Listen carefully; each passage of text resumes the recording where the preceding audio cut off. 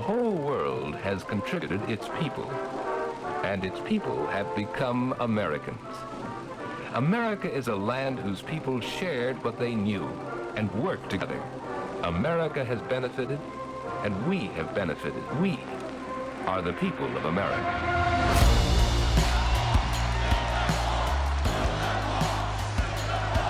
All Americans in every place in this country are rightly disturbed by the large numbers of illegal aliens entering our country.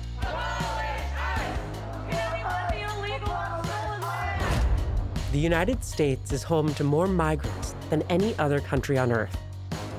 We call ourselves a nation of immigrants, and the Statue of Liberty, our national symbol, urges us to welcome the tired, the poor, the huddled masses yearning to breathe free.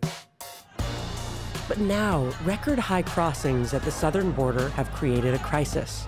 Today, I am declaring a state of emergency in Massachusetts.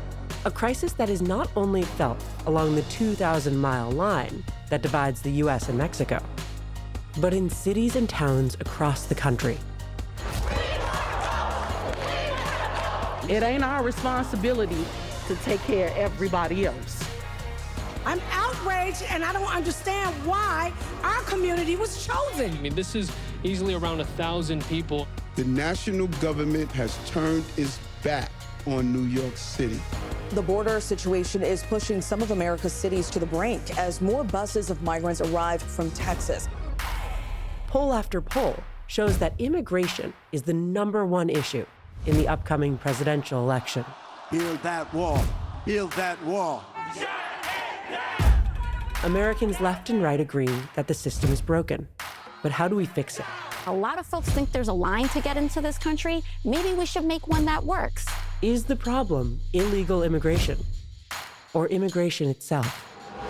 Don't you want people who add something immediately to your country? They're not looking at the migrants as human beings. They're looking at them as numbers. How do we create a system that is fair and humane? It's so cold and there's no food, there's no water. Both for the people looking for a new life in our country and for those already living here. Close the border already! This is unsustainable! So let's debate. Immigrants help the economy, and newcomers make the land of opportunity a better place to live. Normal Americans care about being Americans. It's one of our most precious possessions. American people have a legitimate reason to be alarmed by the sense that their own sovereignty has become so meaningless. I came here, I love this country. I want to defend the ideas and the ideals that it stands for. What does a sensible immigration policy look like? Should we make it easier to enter our country and chase the American dream? I am an immigrant, but I came legally. It's not fair. Or should America shut its borders?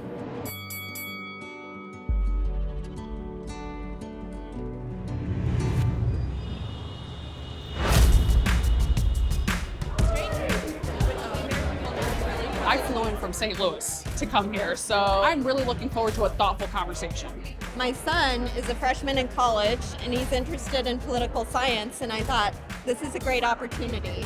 It's just a really important issue. If Trump and Biden won't debate on it, then other people should.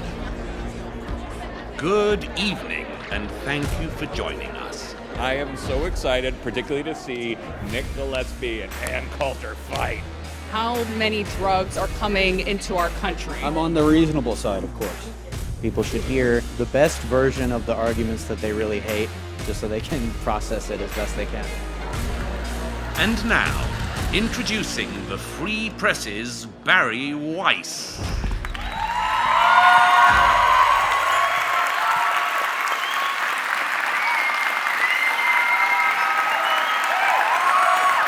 Thank you guys so much for being here.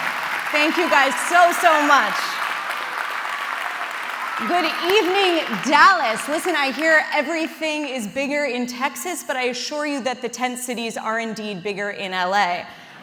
But in all seriousness, I'm really excited to be here tonight. We've had such a warm welcome in Dallas, but given my past few months, a warm welcome just means no active death threats, so thank you so much. Tonight's debate would not be possible without the generosity of an organization that I deeply admire and that has supported me personally since I was 18 years old. And that organization is FIRE, the foundation for individual rights and expression. Yes, applause for FIRE.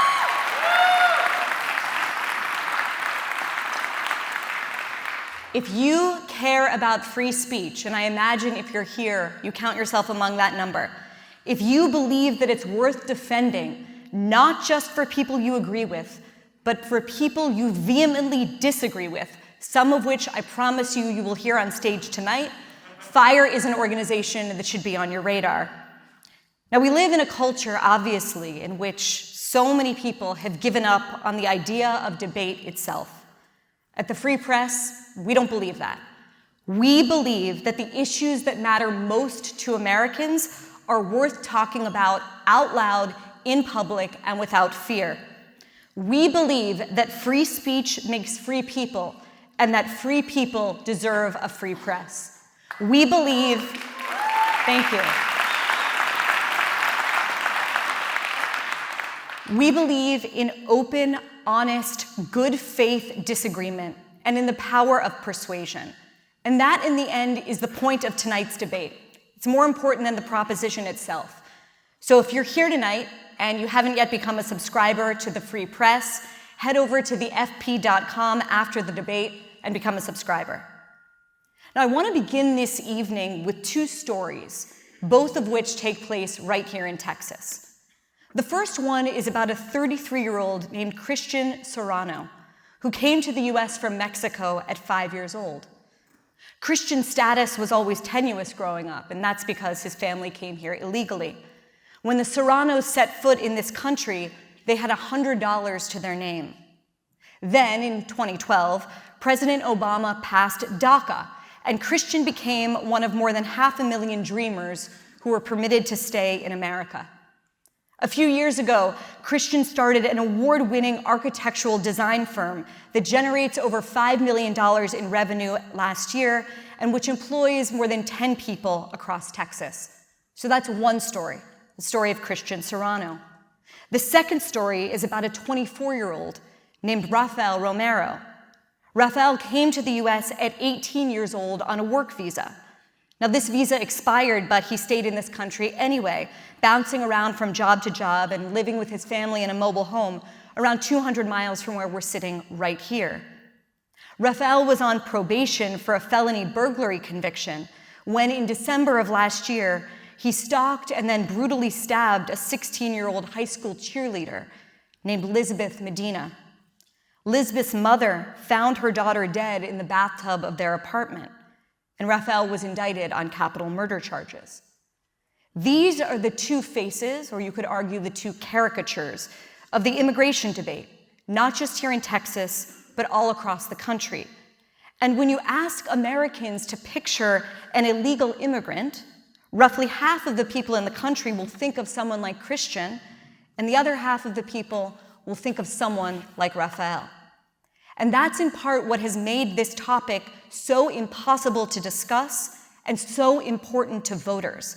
And it's exactly why we chose immigration and the question of whether or not America should close its borders as the subject of our first 2024 live debate. The United States has more immigrants than any other country in the world. It is a truism that everyone who lives here, every single person in this room, at some point came from somewhere else. I mean, how many Mayflower-descended WASPs do you really know? Besides my wife, of course, who's at home in LA slaving over TGIF so you can all read it tomorrow. Now, as for me, my great-grandparents came here from Hungary and Poland. They immigrated, and then they became boxers, bootleggers, and loan sharks, which is an only in America story. Now their great-granddaughter is a coastal elite lesbian journalist who's accused by the left of being a flag-waving jingoist and on the right of having dual loyalty. And I have to think at some point, this is what my ancestors came to this country for. Now, debates about how many and who to let into this country have roiled the nation since our founding. But in the past few years, as everyone here surely knows, things have heated up to a new level.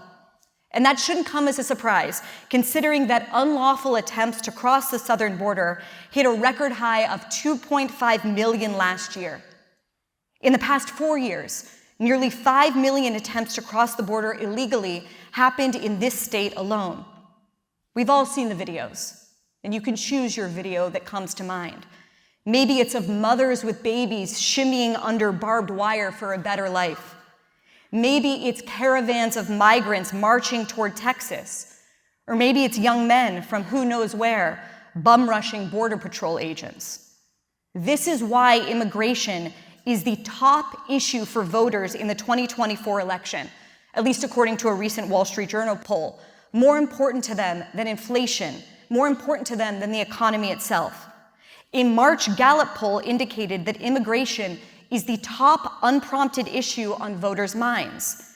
Meanwhile, 68% of Americans, including 56% of Democrats, disapprove of the president's handling of the border.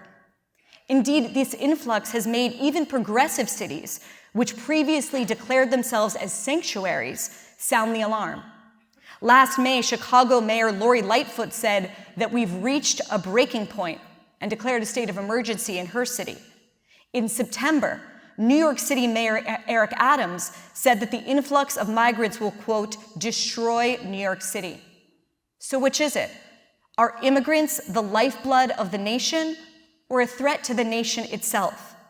Is mass immigration a net gain or a net loss for America in 2024? How do we balance our humanitarian impulses with our practical and economic needs? Do migrants suppress wages of the already strained middle and working class? What are the implications of a porous border for our national security? What does a sensible border policy really look like? In short, in 2024, should America close its borders? Now, in order to know who presented the better argument tonight, and I'm really excited to introduce our debaters to you in a minute, we need you to tell us where you sit right now before the debate begins. So I'm going to ask all of you to pull out your phones, pull them out, and you're going to text that number right there on the screen. You're going to text the word, no spaces, vote 1 to the number on the screen. You are going to text A, if you believe yes, the United States should shut the border, or B for no. So the first thing you do, you text vote 1 to that number. Then you're going to get a prompt with the proposition. You're going to text just the letter A if you believe with Anne and Sohrab that yes, the United States should shut the border. And you're going to text B for no if you agree with Nick Gillespie and Cenk Uygur. Again, A for yes, B for no. Okay, while we tabulate the votes, let me take a minute to introduce 4 brilliant people debating tonight's proposition who truly need no introduction. Arguing in the affirmative that yes, the United States should shut its borders is none other than Ann Coulter.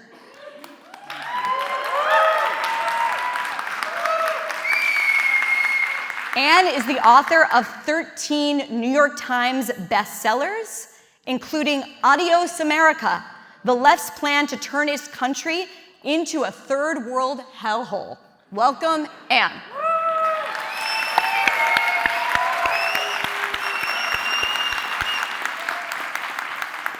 And I should say from the outset, save your booing for the presidential debate. We're here for a civil discussion. Joining Anne is Sohrab Ahmari. Sohrab is the founder and editor of Compact magazine. He spent 10 years as an op-ed editor at the New York Post, and before that as an editor at the Wall Street Journal, where he was my colleague. He is himself an immigrant from Iran, and his latest book is called Tyranny, Inc., How Private Power Crushed American Liberty and What to Do About It. Please welcome Sohrab Ahmari.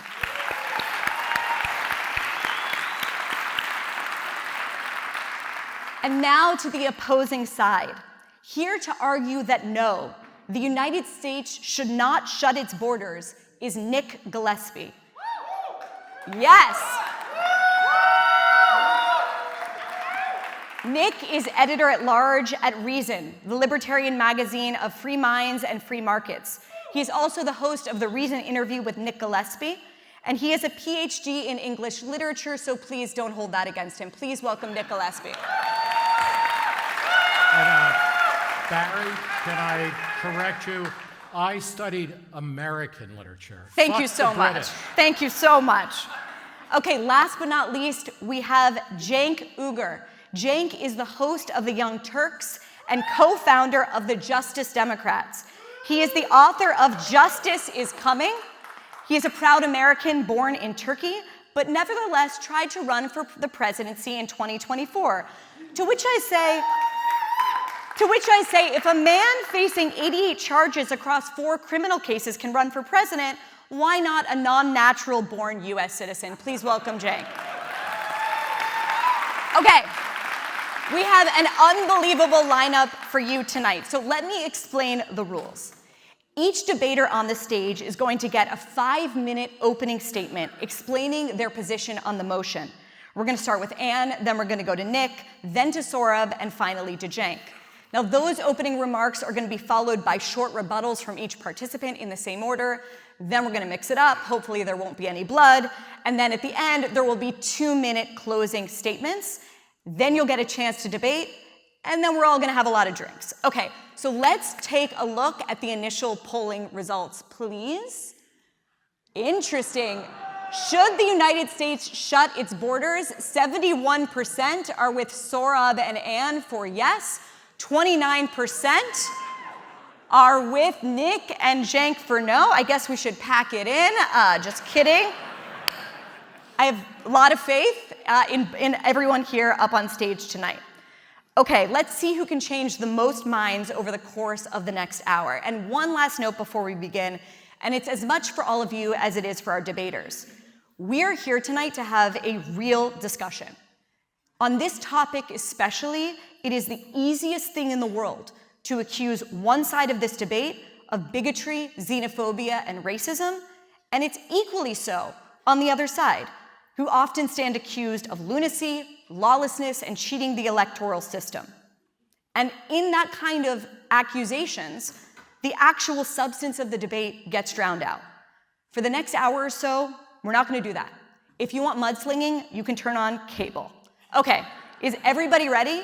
Be it resolved, the United States should shut its borders. Anne Coulter, you are first up, and you have 5 minutes for your opening argument. Then a bell will ring when you have 1 minute left.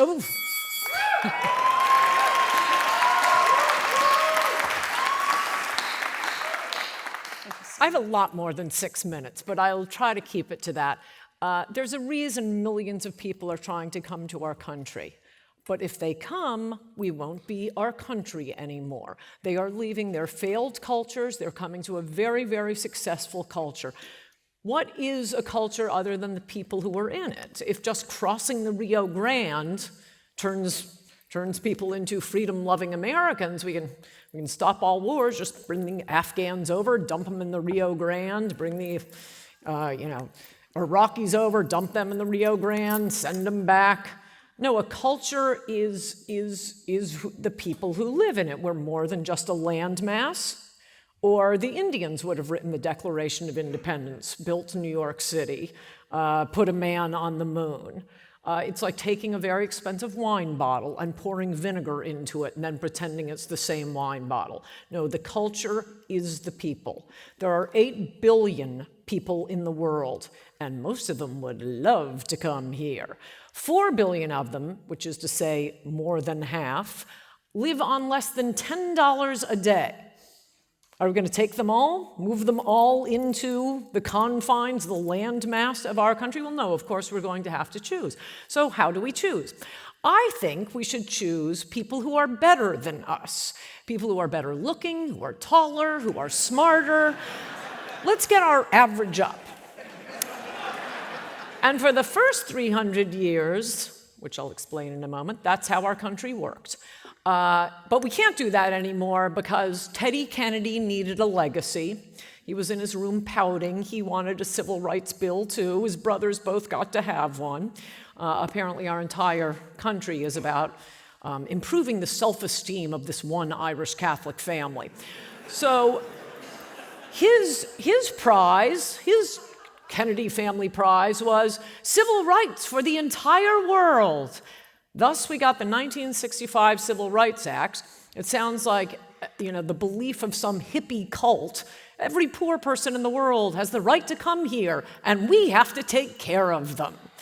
Not only does every poor person get to come, but they get to bring their cousins. In America, your family is your spouse and your kids. This nephew, third cousin, brother-in-law, no, that's third world stuff. This isn't family reunification. We are doing tribal reunification.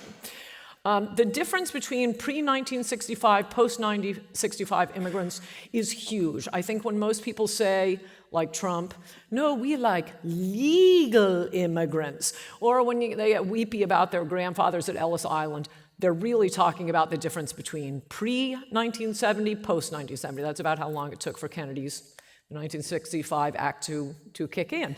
Pre-1970 immigrants were better than us. They were more educated, they were wealthier, they bought more houses. Oh boy, post-1970 immigrants aren't that at all.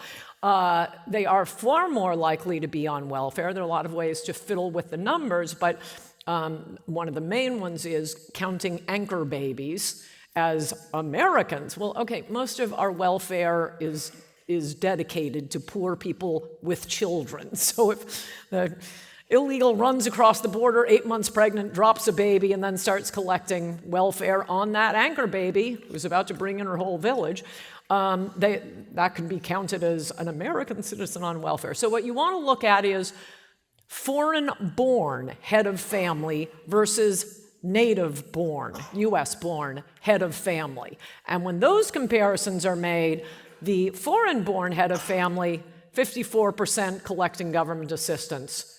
US-born head of family, and by the way, that includes all of the immigrants that have come in since the 1965 Civil Rights Act, 34%.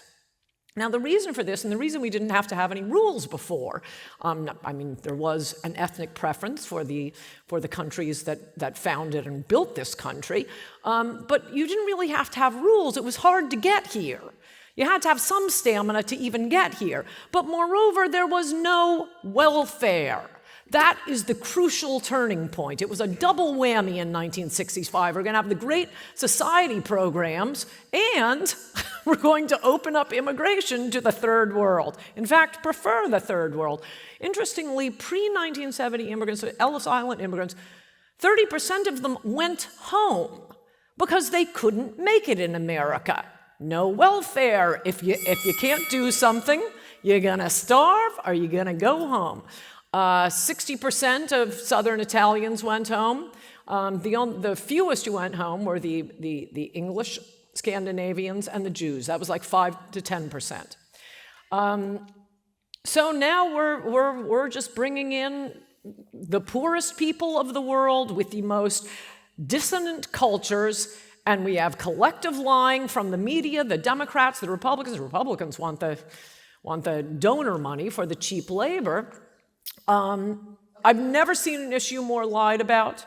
The media will tell you about every immigrant valedictorian, but will not tell you about the child rape, about the drunk driving, about the human smuggling, about the slavery they're bringing in. Yep, we fought a war to end it. Now we're getting it back. Thank you. Thank you so much, Anne.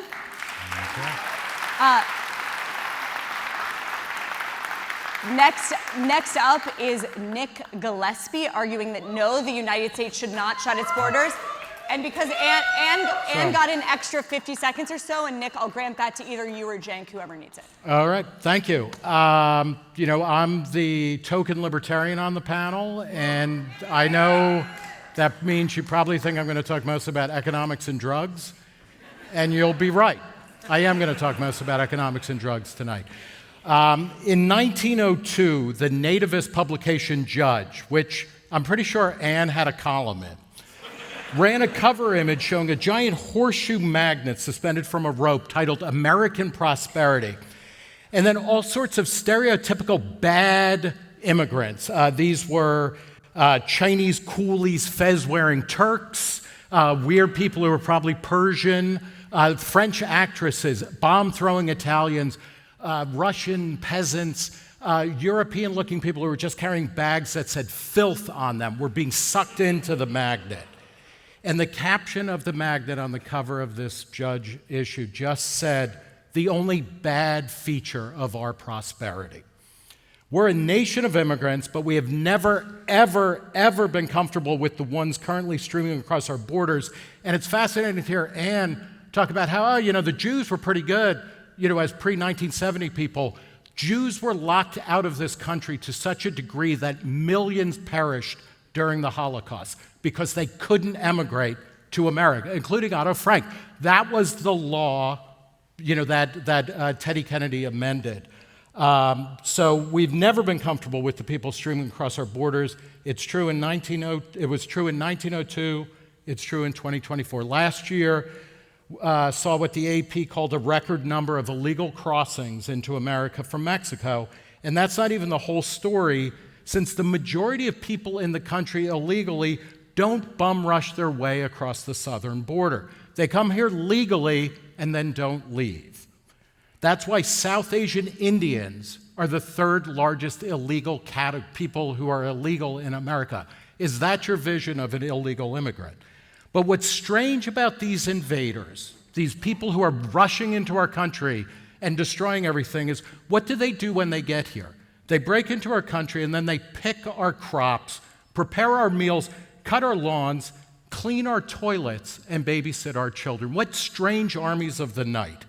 At the same time that we are creating a panic on the border, and we need to deal with that, we've made it harder and harder for people to immigrate legally. Over 9 million people are waiting to get green cards, and the wait time has skyrocketed over the past few decades from mere months to decades. Immigrants want to come to America now for the same reason they did 100 years ago when my grandparents came here from shithole countries, as Donald Trump talked, from Italy and Ireland. They come here because of American prosperity. And they don't come here to destroy American prosperity. They come here to enjoy it and expand it and make it rich and new again. Contra Donald Trump, illegal immigrants are not bringing drugs or crime. Illegal immigrants commit fewer crimes than native-born Americans. Legal immigrants commit fewer crimes than native-born Americans. Immigrants have a higher labor force participation rate, and they're more likely to start a business than native-born Americans. In fact, immigrants and their children started 45% of today's Fortune 500 companies. They're stealing from us, aren't they? Even anti-immigrant economists like Harvard's George Borjas, himself a refugee from Castro's Cuba, conclude that immigrants on net are a boon because they expand markets and fill labor gaps. The Congressional Budget Office has said that the deficit going forward will be $1 trillion less over the next decade because immigrants have expanded the economy. So what should we do? We should create a system that allows more people to come here legally and enter through the front door. Nobody can shut the border. Donald Trump, Peter Savodnik in the Free Press wrote recently that even Donald Trump couldn't shut America's borders. He slashed, and I'm quoting here, he slashed legal immigration by making it harder to get a green card or a visa, even as he failed to stop migrants from crossing the border. What people who want to shut the borders want is prohibition, this time for people. Prohibition was passed 100 years ago at the same time that the first wide-scale exclusionary acts against Europeans was passed, driven by the same thing, fear of un-American immigrants like Catholics and Jews from Central and Southern Europe. It was costly and ineffective. Within a couple of years, Americans were drinking more liquor than they had before Prohibition was passed. We get the same thing with border control. Things have tripled since the creation of the Department of Homeland Security. The amount of money being spent on border security has tripled, and yet we seem to have less of it. Let's create an orderly, regulated, and growing market for immigration, just like we ultimately did for beer and booze. Let people who want to live and work peacefully here come and do so. We can vet them and have them apply in their own countries and then come here to where they want to be rather than getting clogged up at the southern border or any place in particular. Allow individuals, churches, businesses, and nonprofits to sponsor them. Immigrants are already barred from most forms of welfare, as they should be. We should tighten up that. Our national debt is out of control. We should be building a wall around the welfare state, not the United States. We need to legalize immigrants pulled here by the magnet of our prosperity and get on with the business of building the future of our country rather than trying to restore a tattered, imagined past. Thank you. Thank you, Nick. Next up is Sohrab Ahmari, arguing that yes, the United States should shut its borders. Well, thank you all for being here. I'll tell you two things about myself that are pertinent to this debate. The first is that I'm a legal immigrant to the United States and a proud American by choice. The second is that I believe that we must shut down the border to the mass movement of millions of low-wage economic migrants masquerading as asylum seekers. Now, why do I take this position? It's because years ago I started reading right-wing reactionary pundits and thinkers. I'm thinking of people like, well, Anne here. In one of her books years ago, Anne wrote, "Many of the worst off native-born Americans are hurt by immigration, especially immigration from Latin America, because these immigrants, quote, have much less education than the average US worker. They increase the supply of less skilled labor, driving down the wages of the worst paid Americans." She also pointed out that low-skilled immigrants threaten to unravel our safety net. Oh, wait. It wasn't Ann Coulter who said that. It was the progressive economist Paul Krugman, writing in the New York Times in 2006. Okay, well, maybe I confuse Coulter and Krugman, but I definitely remember the arch-reactionary Pat Buchanan saying, quote, "This country is suffering from immigrant indigestion. It is time to call a halt on this grand rush for American gold, which overfloods the labor market, resulting in lowering the standard of living. The excessive immigration is against the interests of the masses of all races and nationalities in our country." Man, Buchanan's rhetoric could really sizzle, right? Nope, it wasn't Pat Buchanan who said that. It was Philip Randolph, the African-American labor activist and civil rights leader who organized the 1963 March on Washington, at which Dr. King delivered his "I Have a Dream" speech. Okay, I'm sure I'll get this next one right. It was Steve Bannon who, during his stint in the Trump White House, wrote a policy memo noting that an effectively regulated immigration policy establishes limits on the number of immigrants. Moreover, these limits must be strictly enforceable. And he also said that no unskilled low-wage migrants should be admitted. Oops, I'm wrong on this last count too. No, it wasn't Bannon who wrote those words. The words come from a 1995 report of the U.S. Commission on Immigration Reform, chaired at the time by Barbara Jordan. Jordan, of course, should be a familiar name to a Texas audience. She was a protege of President Lyndon B. Johnson, the first African-American woman elected to the Texas State Senate since Reconstruction, and the first ever Southern black woman elected to the U.S. House of Representatives. Notice a pattern. Today, progressives and pro-business libertarian donors and lobbies, like Nick, frame opposition to mass irregular migration as something that could only be motivated by reactionary racism. But until fairly recently, opposing the importation of low-wage migrants was the consensus position of the Democratic Party and the labor movement.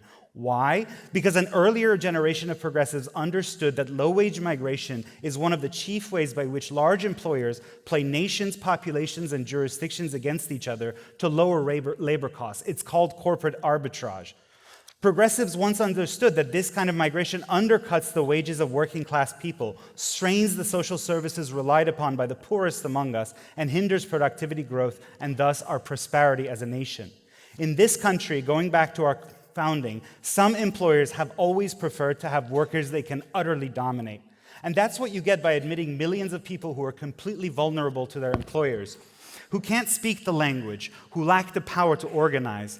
That's why libertarians and Koch brother types in the Wall Street Journal editorial page have always supported open borders. What's curious about our time is that this has become the progressive position.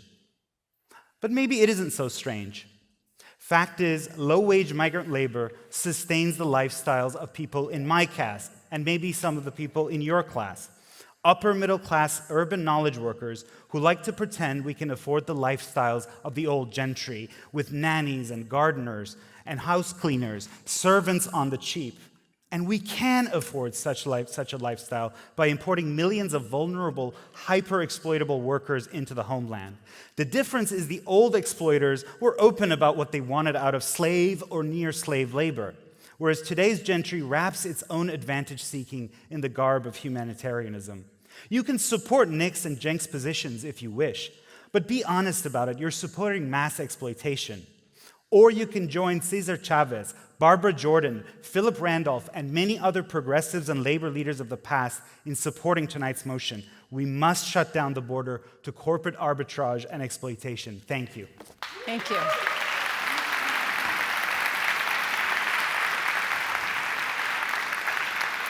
Five minutes on the clock. Last up is Cenk Uygur. Hey guys. Wonderful to be here in Texas with you all. Love the food. Who puts fried egg on a chili? I'll tell you who. Geniuses. So, first of all, I got news for you guys. Everyone here is descendants of immigrants. So that's, of course, true. Even if you're a Native American, you started in Central Asia, where my folks also originally started. The Turks went west, you went east, and here you are. On the Mayflower, literally every one of those folks were undocumented immigrants.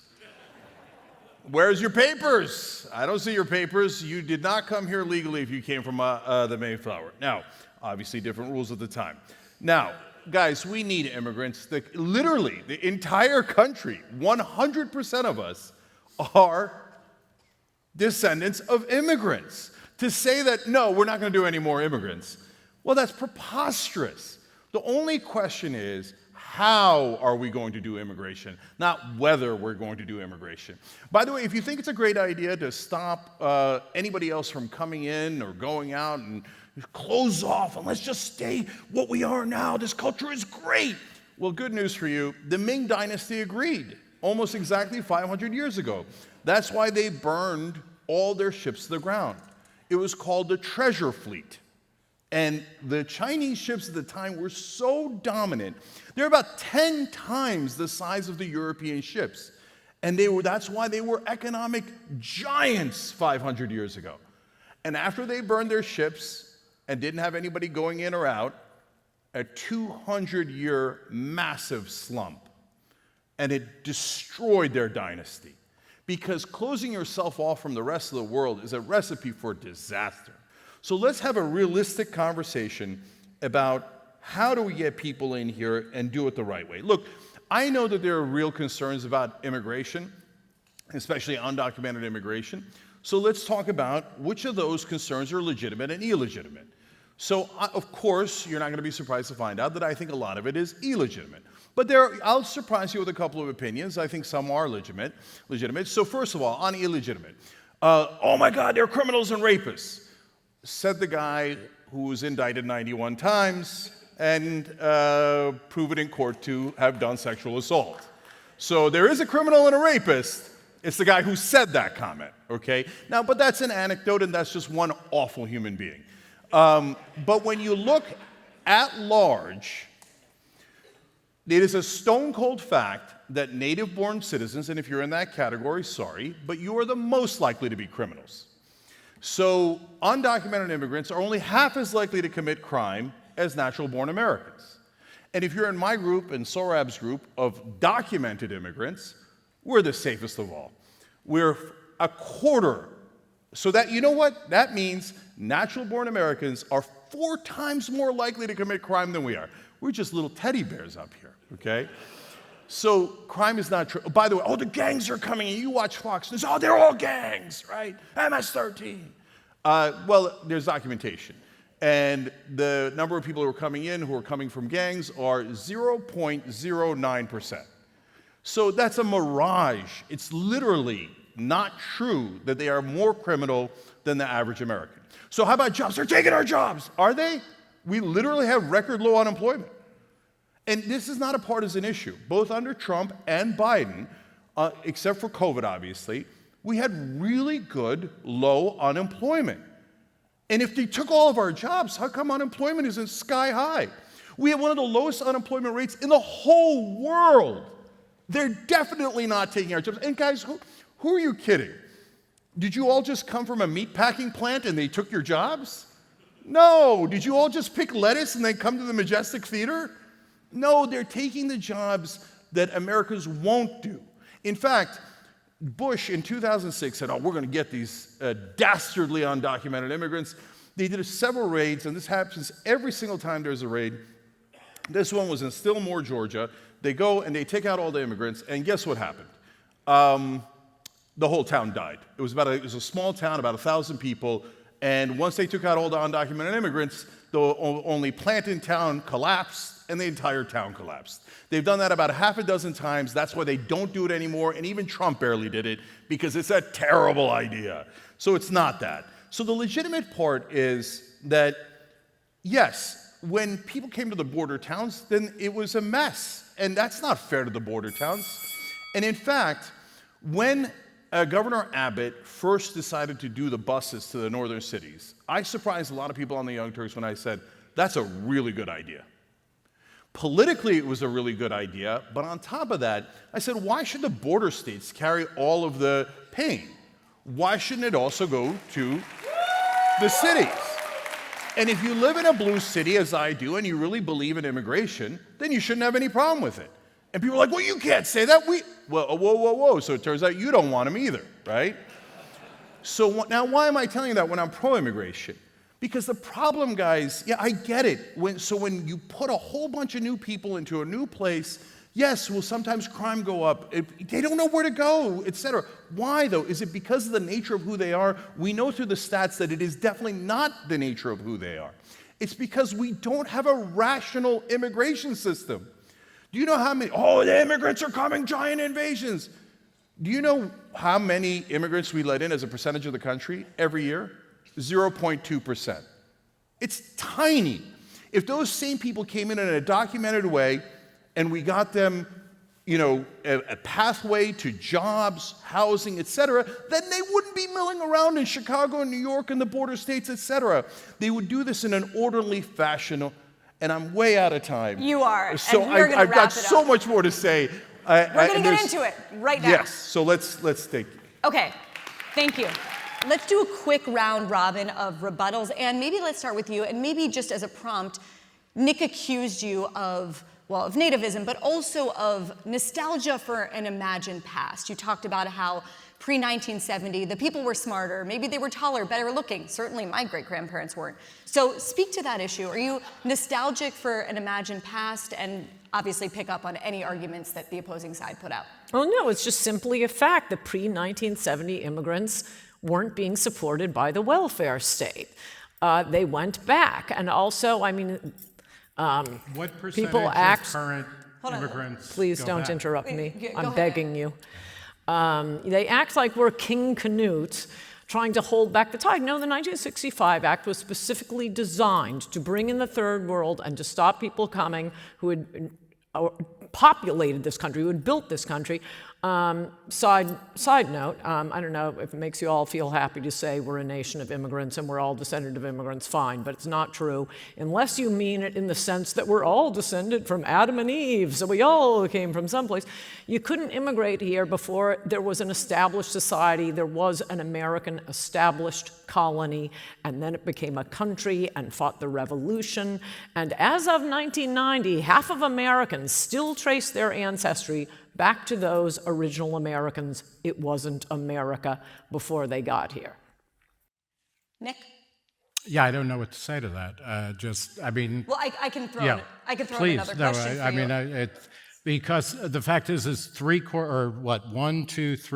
out of 5 people on this panel don't trace their heritage back to the revolution or anything like that. So we trace our heritage back, or Barry and I do, to laws that were passed that kept out our ancestors at a particular moment in time. In 1924, it was over. If you were Italian, if you were Jewish, coming from Europe, you weren't coming into the country anymore. So, Anne, what is your cutoff when you're thinking about an immigrant?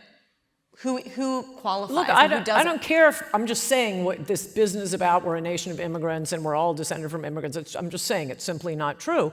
And yes, No, but it was it bad is that. True.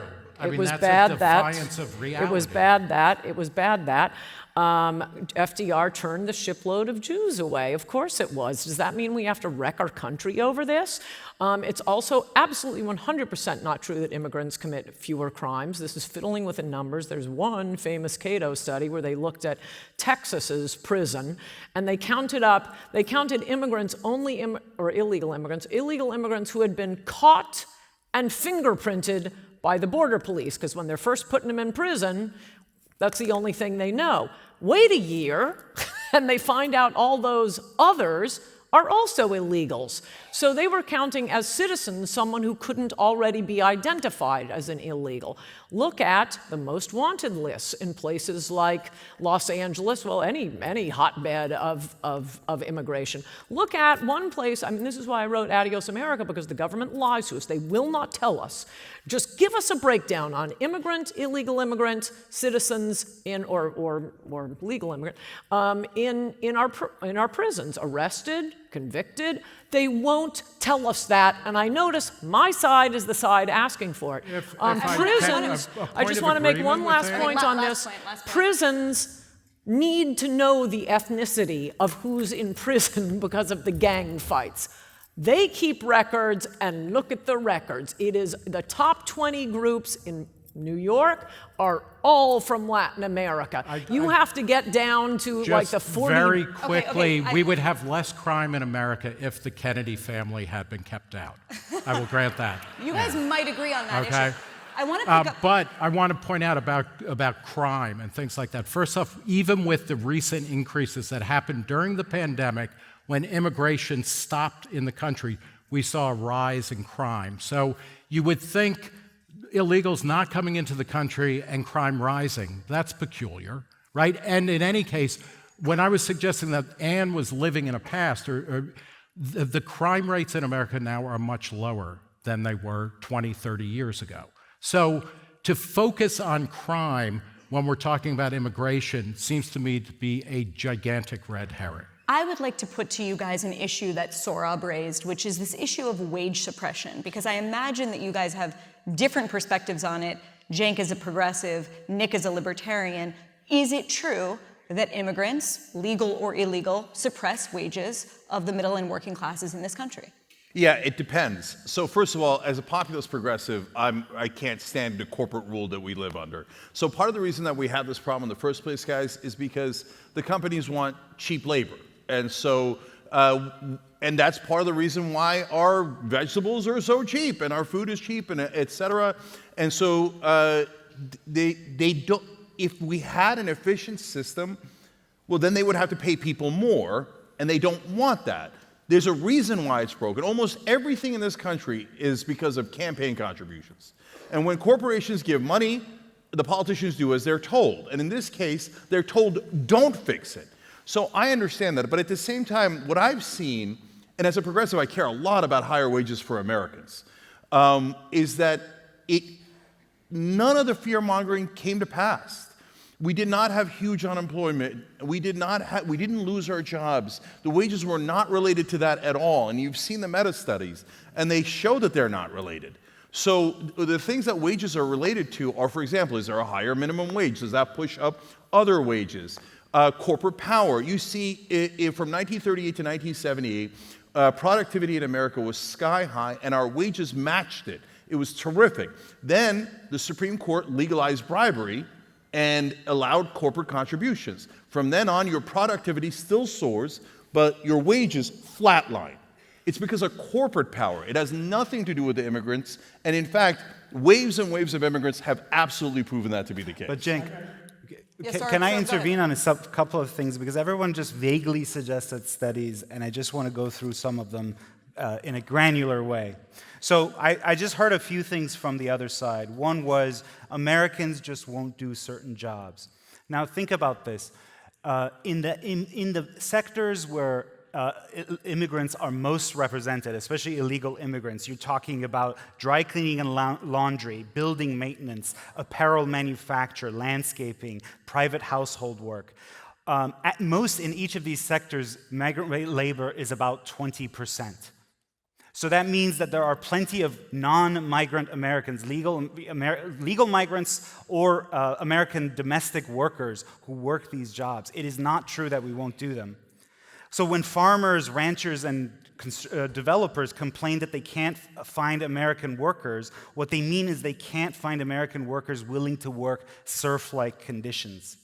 So another point, that Americans just won't do these jobs. If that's the case, then why do Disney and some tech firms have their own current domestic workforce train their H-1B visa replacements and then usher them out of the way? Those people, those Americans, were happy to work those jobs. So in all the areas where we have low migrant populations, that includes certain black neighborhoods and places like Appalachia, you will find non-migrants doing the jobs that migrants do in high migration areas. So it is not true that Americans don't do certain jobs. Can I do one more? Well, let's because I was the only one who kept to the 5 minutes. Okay, one more. Okay. And he's so prepared. It's like breaking my heart. Yeah, sorry. Okay. One more. All right. So you heard of that. We all benefit as consumers. It's good for us as consumers. So if lowering the prices of goods and services by lowering wages, including through labor arbitrage, which is immigration, is such a great idea, why not help all Americans just constantly lower their wages? Not just the ones who have to compete with migrant labor. Why not legalize child labor? It would definitely lower consumer prices. Actually, the Republicans are trying. So they also say we all benefit as consumers.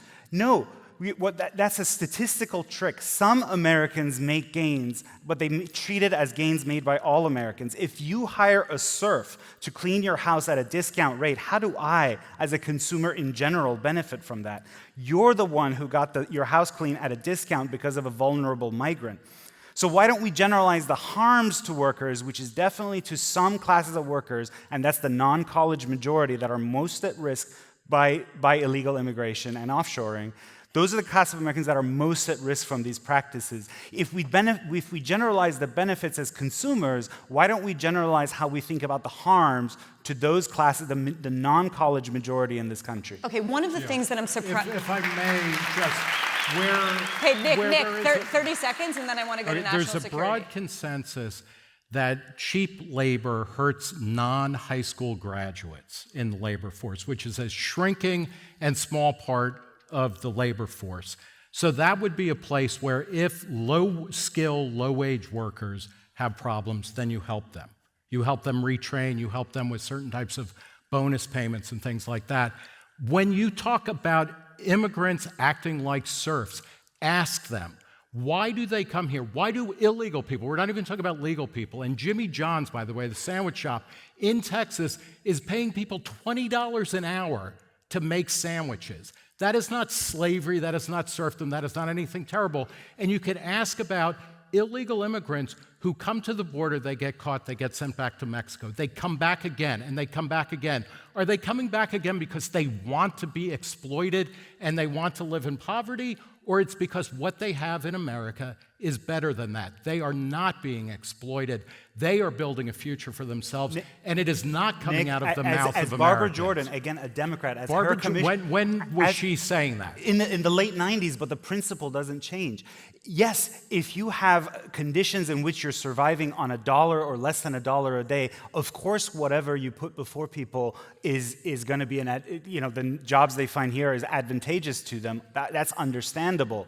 But the fact is that what we're saying is we're telling our native workers that they have to get used to serf-like conditions because you have a class of workers who won't go to OSHA if they face unsafe conditions, and that happens horrifically in the meatpacking industry. Your argument, they won't go to like the National Labor Relations Board when there's wage theft, and that happens horrifically with migrants. I want to talk about. I'm shocked that this far into the conversation, national security came up in no one statement. And one of the things one of the things that's known is that people are coming through the Darien Gap from all over the world. They're coming from China, they're coming from Russia, they're coming from Syria, they're coming from Egypt, they're coming from Mauritania, they're coming from everywhere. And we don't know who those people are. How much of a concern Is that, for those of you on the stage, maybe Cenk, let's start with you. Zero, none. Why? Okay, so let's talk Because about you reality. hate America. Yeah, Right? let's talk about reality. Because So- that, to me, seems like the thing that has radicalized a lot of people on this issue. Yeah, they're empirically incorrect. So first of all, Fox News will demagogue and go, "Oh my God, there was a prayer rug. There's a Muslim guy coming." First of all, what does that even mean? So there's a Muslim guy coming in. Why don't you just tell me you're a bigot? Like, I'm not saying you guys, I'm saying Fox News. That doesn't prove a goddamn thing. What does it prove? Oh, there's a prayer rug. And it turns out, of course, it's not. So you know how many terrorists have come in through the border and then done a massive plot against us? To my knowledge, zero. Zero. Okay, do you know how many people have done mass shootings in America? Tons and tons and tons. Are we kidding ourselves? The mass shootings that happen every single day, the massacre after massacre, and yes, that's all of us, the people that live in America. There's not this demagoguing about national security is nonsense. If you're talking about national security and giving away our secrets, the real threats come. They are super rich. They come on planes. There are spies. Look, it's bipartisan. The Chinese spy who slept with Eric Swalwell. This Chinese spy. It's true. That, by the way, is work that an American won't do.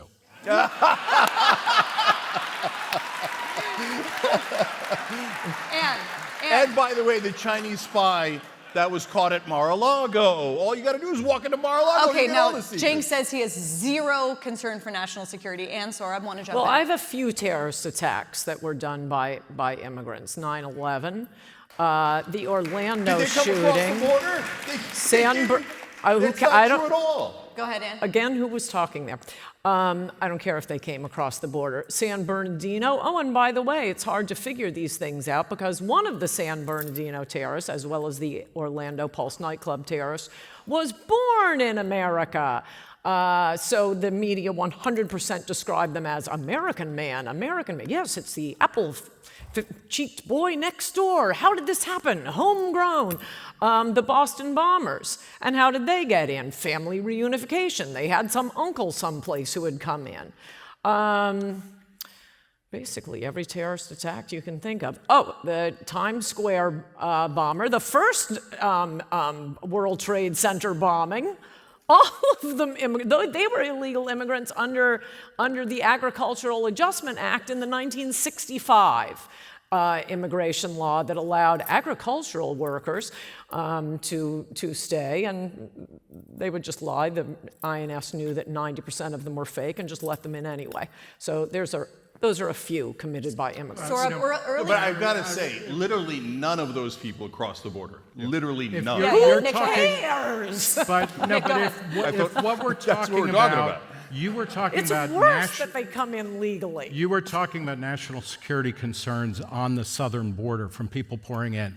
First off, as Cenk was talking about, the 9/11 bombers, who are front of mind on all of this, got visas and permits. They flew first class. They were not coming across the border. In any case, this is a reason to have an actual working pathway where you can vet people as opposed to have a rush of people who are all coming at the same time and overwhelming any kind of process. If the process starts back in their home countries, you can have a more manageable border and you can actually check people at the door rather than it being like a Who concert or something like that. They were vetted. The Boston Marathon bombers, San Bernardino, Orlando, they were all vetted. That's Our not immigration the question system said, welcome. Okay. No, So now earlier- now hold on. Now you're talking about documented immigrants, right? So I came in the same way. My uncle's a doctor, came in, and then and what did I do? It goes right to your opening statement, Barry, which is, okay, then my dad came in and he started a company, hired hundreds of Americans, helped the American economy, wonderfully productive. Then I started a company, I hired hundreds of Americans. So you mentioned two, Sacramento, I believe, and the Boston bombers, and they didn't come across the border. And how about the hundreds of other terrorist attacks? How about the synagogue shootings? How about Pittsburgh? How about the shooting down in El Paso? How about literally thousands of shootings? And you have two documented immigrants and none that cross the border illegally. There are Sohrab, go ahead, jump in. thousands. Well, Norm MacDonald had this great tweet about rest in peace. A Canadian, by the way, I'll point out. That's right. He said, if a Muslim explodes a dirty bomb that kills 50 million people, what I'd worry about is the backlash that the peaceful Muslims face. And I'm going to make a point similar to that, which is yes, right now we haven't had cases of people coming through the southern border endangering the homeland. But it takes one for it to happen, and then you will see this country impose genuinely unreasonable solutions. In other words, if the security threat that is incipient at the border is not addressed, then you will get the ugly solutions, right? So, and I don't want the ugly solutions because I don't want, I want to pick up on one thing. Earlier in this conversation, Anne suggested that we should bring people in that are better than us, taller, thinner, better looking, higher IQ. Trump said something sort of similar a few days ago. He talked about how we should bring in people from nice countries like Denmark, Norway, Switzerland. They have something in common. Sohrab, you and I are from, when my ancestors came here, they were not considered white. Sohrab, you come from a country, Iran, that is not considered a nice country. If you could wave a magic wand, what is your ideal policy? Do you and Anne have some daylight on you on that? So if you listen to Anne and if you have a certain point of view, you might think, wow, what horrible things she's saying. But again, I want to go back to the Barbara Jordan Commission. It was a really important document at the time. It was commissioned by the Clinton administration, and she more or less said what Anne said, which is we want skills-based immigration. In other words, it has to be cases where there's a need in the labor market rather than just flooding the country and harming Americans without high school education or just a high school education. And she mentioned the reunification methods, right? Where she said it has to be limited to the nuclear family. And that's what Barbara Jordan said, to prioritize the nuclear family if you're going to have reunification, rather than cousins and so on, and ever more distant, attenuated from the nuclear family. So I actually think a lot of what Anne said, I would sign up for as well. So that's what I would do. And yes, and I'll tell you one more thing. I came through the family reunification. I am a chain migrant. And so some people might say, well, how dare you then oppose other people who seek to gain entry into the United States the same way? And what I say to that is that now my allegiance is to the well-being and common good of this country, and not to the general class of potential migrants out there who would be clamoring to get in. So I think that's a perfectly fair position for an immigrant to take. Okay. Let's go to Cenk, and then I want to talk a little bit about the politics on this issue, because as we were coming down here to Dallas, big news broke that President Biden is sort of eyeing an executive order that could take hold as soon as this month that would dramatically limit asylum seekers from entering the country. And it's a very, very different position than where his presidency began. Of course, within the first hours of his presidency, he was rolling back what he called Trump's draconian immigration policies. Now he's ending up maybe somewhere. To his credit, he has no idea what he was thinking then. So, Cenk, jump in, but I kind of want you guys to touch on the politics of this. The one last thing I'll add is that we had a fabulous story in the Free Press a few weeks ago by Olivia Reingold that talked about 7 lawsuits being brought in the city of Chicago, almost all by people of color, including from a DEI consultant on the South Side named, I think, Darnell Jones, who said they're giving things away to migrants that we've been deprived of in a poor Black community. So speak to the politics of this a little bit. Yeah. So first of all, I agree with her, and I'll come back to that. You're not going to get me to defend Joe Biden too much. I ran against him. So I'll come back to that too. But I've got to address 2 things. First of all, when I said national security threat is 0, there was gasps in the room. And let's just note for the record that the debate concluded with, well, what if there's one later? So that just literally happened. That was Sohrab's point. Okay. Now, on this idea of, but the bad countries are sending people in. What do you, like when the Irish and the Italian and the Jews were coming in, do you think that they were come from great, amazing countries? At the time, the Irish were starving. They had the Great Potato Famine. They were so poor. The Italians were poor, and the Jews were poor. They lived in the worst parts of New York, etc. And we want to close it off. If we had done that completely and closed it off to those immigrants, it wouldn't be the America that we know and love today. And by the way, it might not even be America. The Jewish physicists driven out of Germany came to America, and we won World War II because of them. If we had done Ann Coulter's strategy at that time, we might not even exist. We That's were a terrible doing Ann idea. Coulter's strategy. It was pre-1970. And Cenk, you're a that's such a Canadian thing to say. Cenk, you're a progressive. Between 1923 and 1965, you had the period of restriction of immigration, and that was the period when you had the highest union density in this country. That's like the 30 glorious years. That's the New Deal order, and it coincided with in fact, not relatively, pretty strictly controlled immigration. Totally conflating two different issues. So corporate power becomes supersized in 1978 after the Supreme Court decisions of Bellotti and Buckley v. Vallejo. So we had a golden period of 38 to 78. We had plenty of immigrants at that point in different parts of that period. The immigrant does not jive with the story you're telling. It's actually all about corporate power, and why we were doing so well is because we had power in a democracy, the American people. If you cut off all of these countries based on, this arbitrary 1970 rule, right?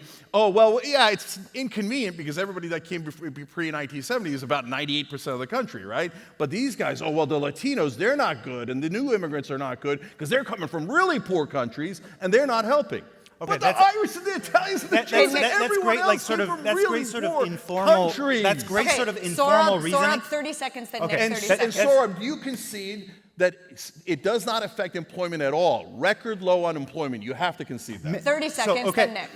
So that's your anecdote. Here's what the labor economist, the preeminent economist of labor, the relation between labor unionism and immigration said. That's Vernon Briggs.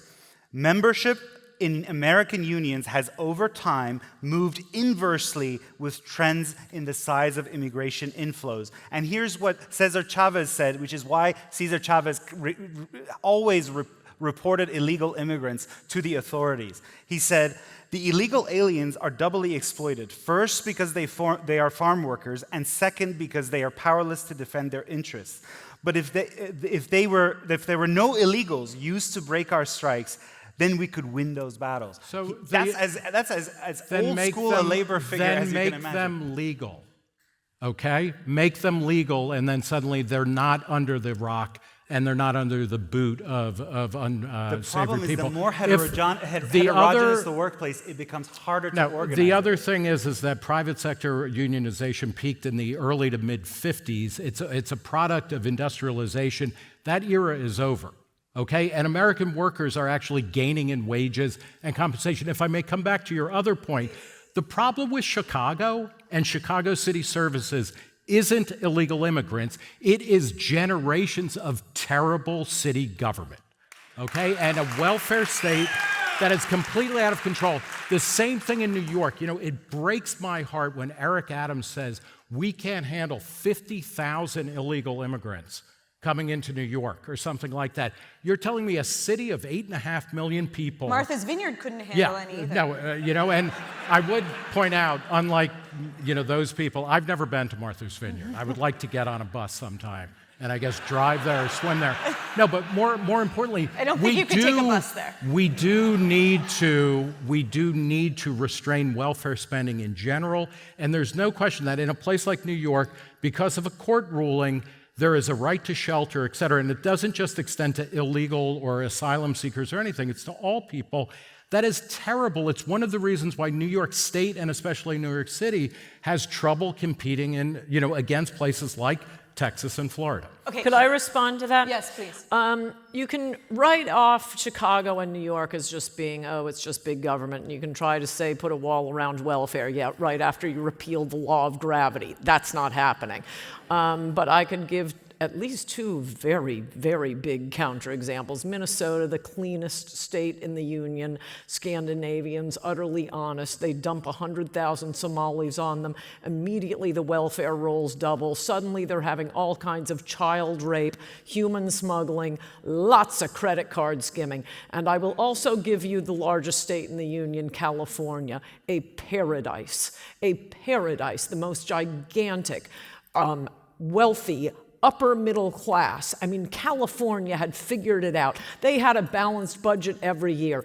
20 million Mexicans move in, and now it's a deficit that rivals most of the rest of the world. I think it's like 60 billion. It's preposterous, the deficit. They cannot pay for themselves. So yeah, it actually does make a difference bringing in lots of third world people. I also did not say, like Trump, I didn't say specific countries. What I said is we don't have sink or swim, so we do need to have some way to try to skim the cream of the world the way we used to, and we sure aren't doing it now. Fair point. I just want to clarify it. So if there was a physicist who was, or some AI genius, and they were coming from a country that wasn't Scandinavia, of course. Of course, but what the other side does is cite, I mean, that Fortune 500 thing, yeah, Peter Thiel, Elon Musk, they cite a few really successful immigrants who are from South Africa, from Russia, and then, yeah, okay, we get 10 of those and 20 million leaf blowers. No, this isn't... Okay, hold on one second. Okay, we are unbelievably running very low on time. Here's what I'd like to do. Before we go to closing statements, what I'd like to do is, the proposition tonight was, should America shut its borders? You could interpret that one of two ways. You can interpret that, should America solve the problem at the southern border, or should America stop immigration at all? And I would love for each of you to each take 1 minute. If you're President of the United States, could happen. There might be an open convention. Let's see. What would you do? Like, what does a sensible immigration policy actually look like? Because I don't think anyone on this stage would defend what's happening at the southern border right now. Yeah. So let's get constructive. So I love this question. So number one, I would hire a lot more Border Patrol. Number two, I would hire a lot more asylum judges. And these are relatively easy to do. And we waste so much money in this country. And that's something that all of us want to do. So that would stem some of the tide. But the best way to stem the tide, but you need that. The second part that you need is for us to do a reasonable, sane immigration policy for documented immigrants so we can get all that new blood in. Look, it's easy to look back and say, well, I would have let the Jewish physicists in. I mean, that's a super convenient thing to say. And I would have let Peter Thiel in, and I would have let Elon Musk in, but I wouldn't have let anybody else in. But you don't know who Elon Musk is. You don't know who's going to be amazing, et cetera. So we need, and we do far too little documented immigrants. But by the way, once we increase the size of the documented immigrants, then if you cross the border, after we increase it and we gave you plenty of opportunity to do it the right way, then you're one and done. Then once you cross the border illegally and we catch you, you can never return. So that is a fair trade. And the last thing I would do is a Marshall Plan for Latin America. And the reason that I would do that is not just because it's the moral thing to do, because it's stunningly successful. So when we did it for Germany, Japan, Turkey, and Greece, we turned those, especially Germany and Japan, our greatest enemies into our greatest allies. They became an incredible economic engine that was trading partner for us. The number one reason people are coming is because of economic desperation. The people who used to come here the most were Mexico, Honduras, and Guatemala. But now, the huge fluxes of immigrants, in fact, they stayed relatively the same under Trump and Biden. The extra people are largely from Venezuela and Colombia. Is it because they were all of a sudden got a memo in Colombia? Time to replace the whites. Okay, let's go do a replacement theory. No, they were desperate and had to come here because of the situation in Venezuela. So help those countries and then a Marshall Plan for Latin America, more Border Patrol agents, more asylum judges, a more sensible policy. Nick, 1 minute. What would you do? Yeah, I mean, the libertarian in me would never forgive myself if I didn't point out the Marshall Plan is one of the most oversold ideas in history. Germany, the German economic miracle took place after the controls put on by the U.S. and the allies on the German economy were lifted off, and Konrad Adenauer changed things there. Okay. Our border, what would you do? Our border, what I would do, our immigration policy.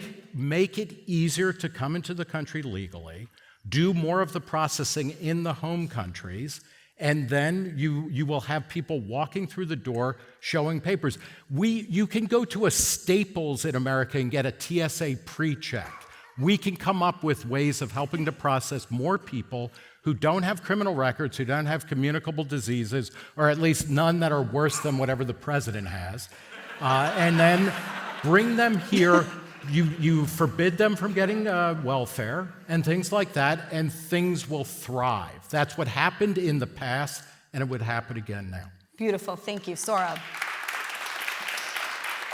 Southern agriculture took much longer to industrialize or mechanize than agriculture in the North. Why was that? Because in the South, for a long time, they could rely on free labor. Likewise, we have the same process going on. Just having a giant output GDP just because we have lots of people, that's not national prosperity, right? We could have, we could bring in 100 million people and just give them, agricultural, old school agricultural equipment without machines to do stuff, and that would look like GDP growth. But it's not the kind of labor-saving technology that pushes our economy to the next stage. And as long as we have mass cheap labor, our economy won't go to that next stage. That next industrial revolution, whatever it may be, it's hindered because there's no incentive to use labor-saving technology. So what I would do is I would close off low-wage migration, period. Only skills-based migration. And then I would stop the mockery that we've made of the asylum process, where we treat economic migrants and wink at them and call them asylum seekers. It's violating international law in a way because there's a clear definition of what a refugee really is, and 80% of these people, at the very least, are not. I've embedded with them, I've traveled with them as a reporter. They are not asylum seekers. The vast majority are properly counted as economic migrants. Thanks, Sohrab. For one thing, I totally agree with that, except I say 100% of the asylum seekers are fake, phony frauds. It's also the worst way to get people into our country. So, oh, fantastic, you wrecked your country. Why don't you come here? Great idea. If you come from a stable country, a successful country, you can never get asylum. Because, oh, you had foresight and wisdom and you guys got it all together. No, you're out.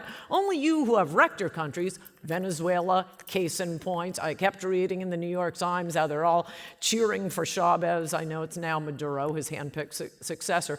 He promised the poor, I'm going to steal from the rich and give it back to you. And every few years, they'd re-elect him, and the New York Times is so excited. Maybe they could finally get communism that works.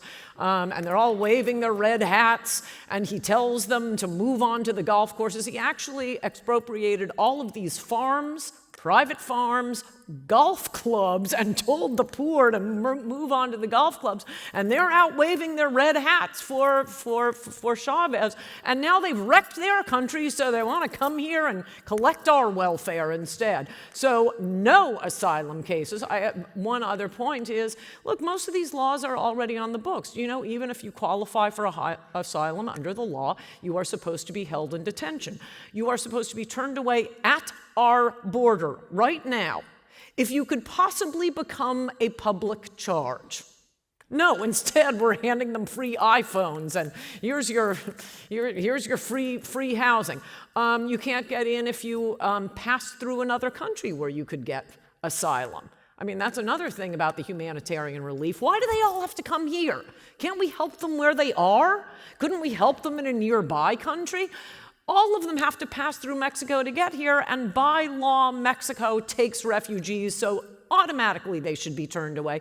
And a third one, actually, there are many more, but a third one that is obviously being ignored is they have to show that they've had all their vaccinations.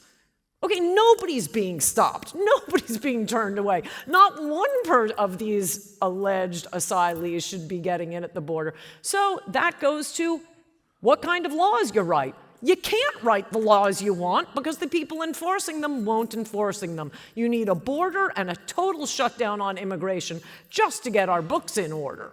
Okay. Many arguments tonight, well made.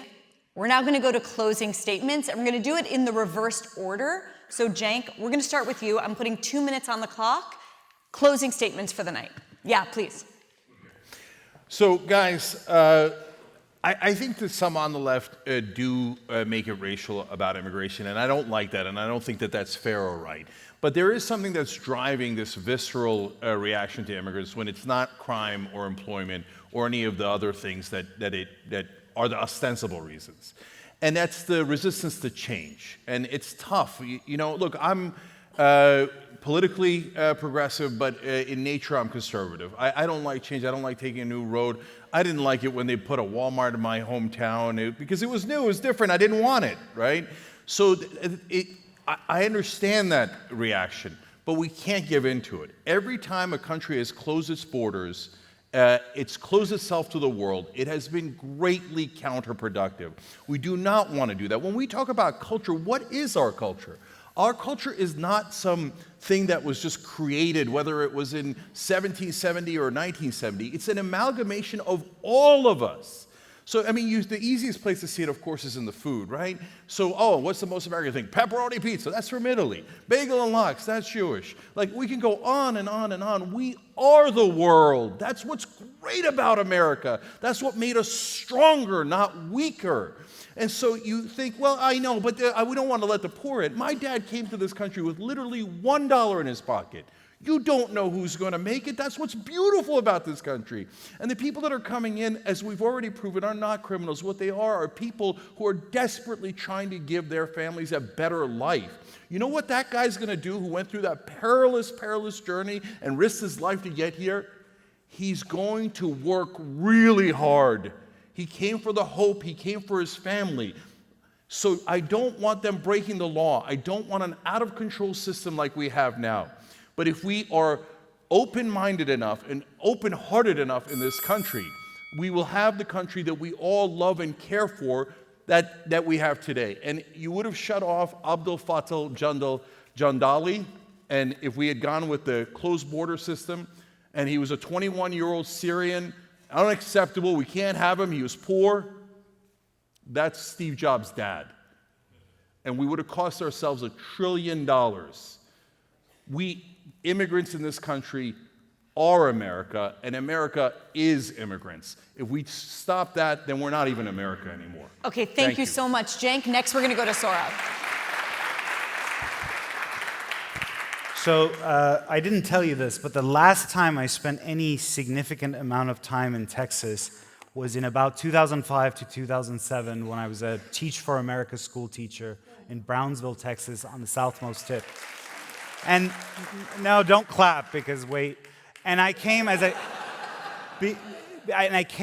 typical kind of a carpetbagger with this sense that I'm here to rescue these people from their benighted and oppressed conditions. And as part of that, I published my first ever public op-ed in the Brownsville Herald opposing a tough border bill that had been floated in the House of Representatives at the time. And I said something like, there are no illegal people, there's no such thing as an illegal person, only aspiring migrants and so on who are poised to transform our nation for the better. And I ended it with the phrase, si se puede, not knowing in my 20-something ignorance that Cesar Chavez was a ferocious opponent of mass migration of that kind. And I went to school the next day. I swaggered in with pride, thinking the benighted are going to cheer me. All my fellow teachers and 99% of the students were Mexican American, and I thought they were going to like put me on their shoulders and sing hosannas to me. They all hated the op-ed. And Mr. Gonzalez, I don't know if maybe he'll catch this on C-SPAN or something. Mr. Gonzalez sat me down in his office and more or less said, "What the fuck is this? This is all wrong." And so think about it. Think about it. Why is it that employer lobbies always favor higher rates of migration and oppose deterrence against illegal migration? And why is it that today, 53%, according to Pew, 3% of Hispanic Americans favor immediate deportation of illegals, and 70% favor tougher restrictions? These people aren't racist. These people aren't nativists. They just understand that the kind of mass migration we have now works for a narrow stratum of society, but impoverishes the people who most actually need help. And the working class of this country has been battered not just by offshoring, which is one form of corporate arbitrage, but mass low-wage migration, which is the other form of corporate arbitrage. You should oppose it and support tonight's motion. Thank you. Thank you, Sohrab. Nick Gillespie. I'm happy to hear that even new Hispanic, Mexican students, barely new in this country, had taken on the tradition of hating their teacher. It shows how quickly people assimilate, and that's part of something we didn't talk about today. Assimilation keeps happening. My Italian grandparents came here they were economic refugees. And we shouldn't talk about asylees or things like that. Most people come here to make a better life, if not for them, for their kids. My Italian grandparents never spoke English. I never had a conversation with them, and yet they made America great. You'll remember a few years ago, the nativist congressman from Iowa, Steve King, talked about how he was channeling a Dutch politician saying, you can't save civilization with somebody else's babies. And yet my Italian grandparents had two sons who fought in World War II in Korea and saved our civilization. This is what immigrants do, and they change America. We change in reaction to them. They change us, and it goes on. Cenk mentioned, talking about pepperoni pizza. Recently, Italian food, after decades as the most popular cuisine in America, was unseated by Mexican food. There is nothing more American than that. And if we shut our borders, then we are shutting down what makes this country great, which is the creative destruction and the constant state of becoming. And we are a beacon to the world because people can come here and they can do what they want as much as possible. The American dream is to come here and make a better life for yourself, your kids, your grandkids, even the ones that you can't talk to. Trying to create a black market in people by shooting prohibition, creating prohibition for people is terrible, and it will destroy the electric pole of that magnet, which is American prosperity. Don't shut the borders, keep them open, and keep us going and growing. Thanks so much. Thank you, Nick. Last up, Ann Coulter. To pick up on what Sohrab said about his Mexican classmates not wanting any more illegal immigrants from Mexico. Well, yeah, duh, everybody who came here, apparently they didn't want to live in Venezuela, they didn't want to live in Senegal, they didn't want to live in Mexico. And by the way, we've already taken 1/3 of Mexico. So here's a thought experiment for you.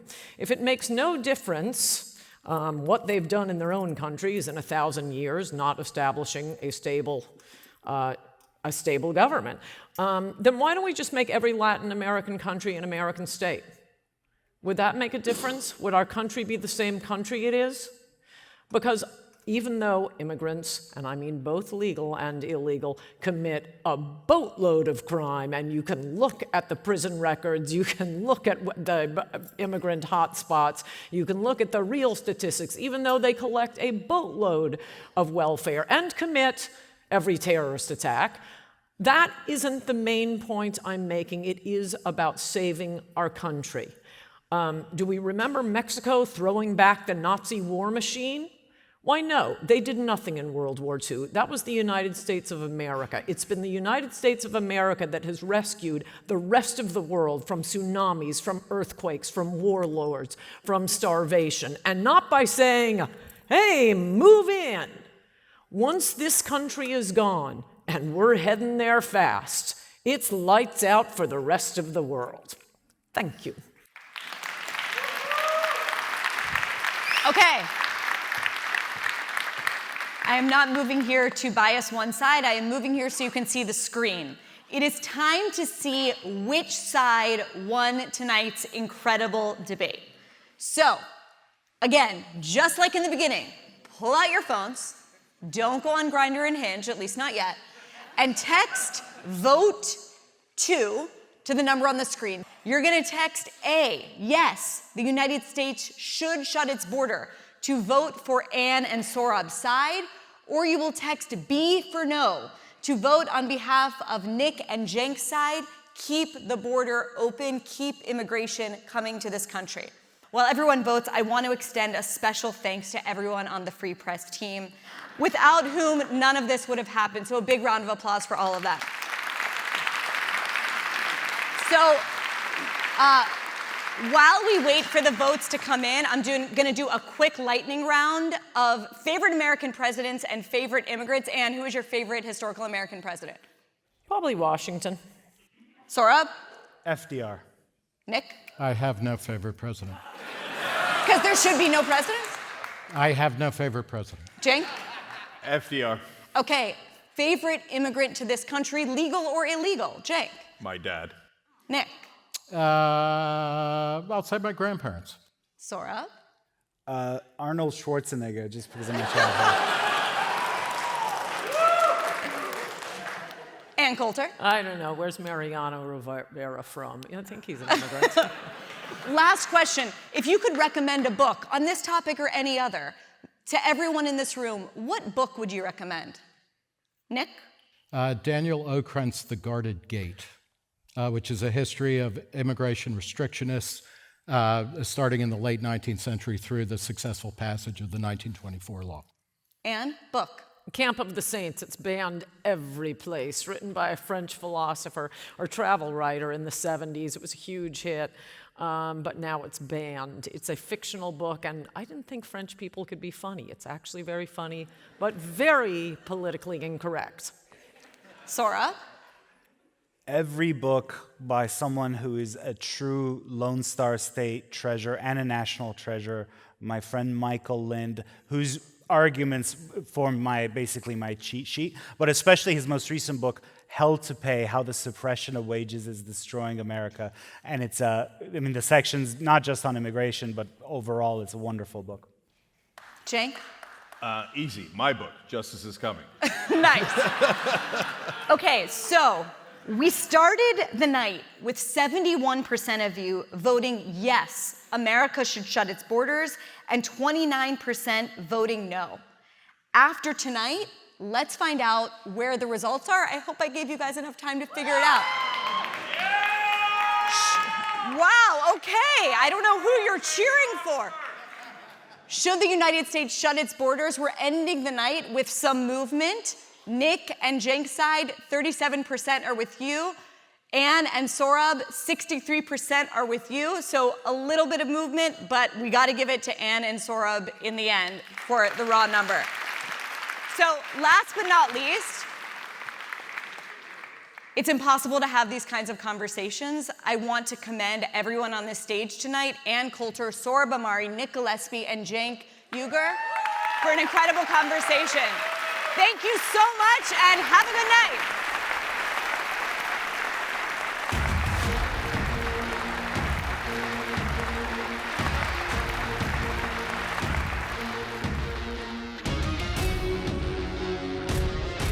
It seems like a lot of the argument was fight over statistics, so in that sense, it just makes me want to go back and dig more into the issues. I mean, the 20 million leaf blowers comment pretty much just stole the whole night. I mean, you can't top that. So. Everybody was civil and polite. I appreciated that. And yeah, I hope they have more.